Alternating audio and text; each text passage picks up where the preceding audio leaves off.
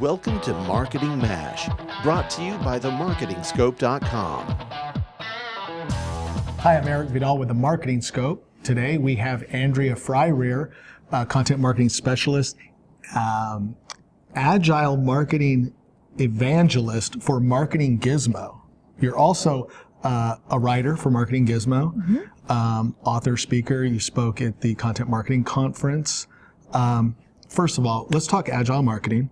But for our audience, for the folks who may not fully know what agile marketing is, can you give a quick definition? Sure.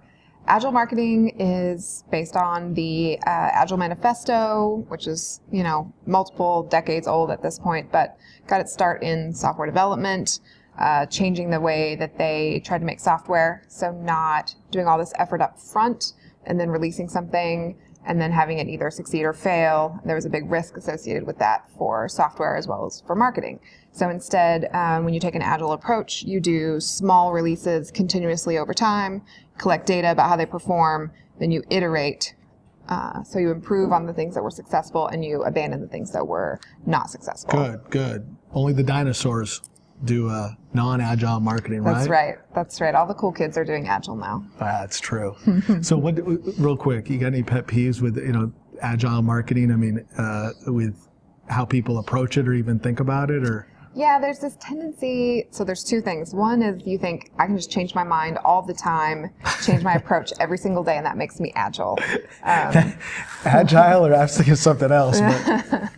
But really, you still have to do the planning. People think you can abandon the planning part or you can abandon the strategy part of marketing if you're agile. But really, it's just a different way to execute on your strategy. Yeah. So I know when you speak about the topic of agile marketing, one of the things that you sometimes bring up are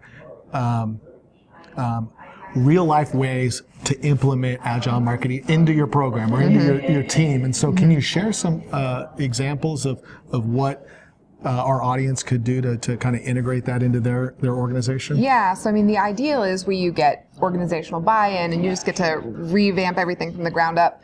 But in reality, not a lot of people get to do that. So I like to talk about pilot programs. It's kind of like an agile Trojan horse that you sort of sneak into your existing department. And so you can do the three most common ways that I've seen people do it are with email, social media, and then content marketing. Email, social media, then content marketing. When we talk about sneak into it, that's hard. Marketers, it's hard to sneak something in. So well, you can that's that's another story in its own, maybe. But you can even do it on your own. Just you kind of working on your own thing. So like me as a content marketer, I could start using an agile approach to the way that I produce content, either on my own or with my small team. Sure. And then once we can produce better results, we're releasing things more regularly, we're collecting data on what types of content perform best, and then we're able to do more with the things that are successul, then we've proven the value of an agile approach, and then we can more easily get buy-in to do it. So you mentioned email, social media, and content. To me, and tell me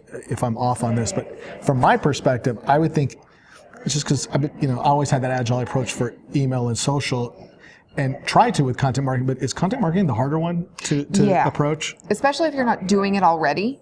So like if you already have the audience built up, then it's easier to do. But if you're just getting started, then I would say, the email and social are probably the easier to experiment with. Because you can amplify it a little bit more cheaply. Amplifying the social and the paying for a list, you can run experiments. So let's go back to what are some things that our audience can walk away with and some best practices they can try to implement this into their organization. So for example, an email experiment is really easy to run in an agile way. So you would set up, we have all these hypotheses we want to test with our email. So I think that I could get a better click-through rate on my monthly newsletter. And you come up with various ways. We're going to change out the photo, we're going to adjust the copy length and the placement, and we're going to run those experiments over the next 3 weeks. So you can set up your backlog and run it just like a sprint, but just doing the emails. Okay. And then you can collect data. Okay, yes, the changing up the image, that worked. We got more click-throughs, but when we changed the copy, that didn't work as well. And so now you're collecting data and you're doing it rapidly. And you're doing these small experiments quickly over time and collecting all that data. And then you can say, okay, so we ran our email in an agile way for 3 weeks and we improved our click-through rate 20% or whatever your number is. Imagine if we were doing this for everything. right? If we were doing our content and our social the same way, and we were able to get these small changes that add up over time. What about, do you ever challenge, or do you ever see challenges with getting buy-in from someone who, maybe already went through, kind of was already in the trenches and did some of this a year ago? Oh, you know what? We did that a year and a half ago. And good for them. They went through that transition, or that agile approach for 2 or 3 months or 2 or 3 weeks, but that was a year and a half ago. And they're not doing it anymore, you mean? Yeah, well, because I'm an expert now, right? I know my audience. You ever get that? Well, sometimes. But one of the most important things about taking an agile approach is improving your process too. So when you first start out, a lot of people like to use Scrum when they first start out. That methodology works for them in the beginning. But my team in particular too, we outgrew that pretty quickly. It was too rigid, didn't work for our approach. And so we needed to try out Kanban for a while. And then we kind of did a little hybrid approach. And you can always be improving on not just what you're doing, but how you're doing it. Yeah. And Agile makes it a lot easier to do that. Andrea, you wrote an ebook, Agile Marketing Styles. Is that correct? That's right. So what's something in that book that you can pull out and talk to us and share with us that maybe we haven't already gone over? So I think it's interesting. Most people, like I said, start with Scrum, but Kanban is more of like pull-based approach. So if you're not able to sort of time box your team and to say in 2 weeks, we're going to finish this amount of work, but you want to sort of give them more flexibility and say, all right, whenever you are finished with what you're working on, here's our prioritized list of what is up next. Then you just go pull the next project out. And it gives your team a little more leeway. The important thing, if you're going to try this type of approach, is it doesn't have the same level of structure as Scrum does, and so you have to kind of put that in place for yourself if you need it. Work in progress limits are important. So you can only have 3 items in progress. Got it. You can't take another one until you've finished what's in there.